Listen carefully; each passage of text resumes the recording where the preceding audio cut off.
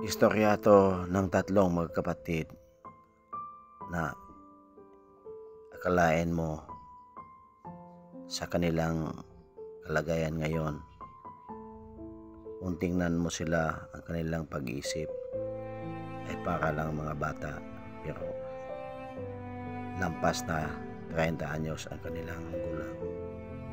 Tinanong ko ang kanilang mga magulang kung bakit sila nagkaganito.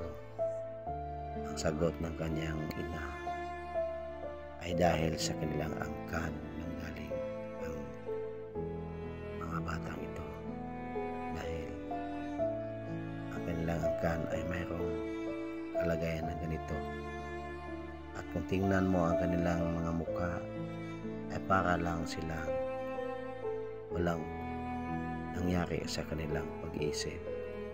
Ang babaeng ito ay masayahin kahit sa kanyang kalagayan, makuha pa niyang ngumiti. At ito namang isa ay para lang walang nangyari sa kanyang kalagayan. At halos madurog ang puso ko nung nakita ko ang mga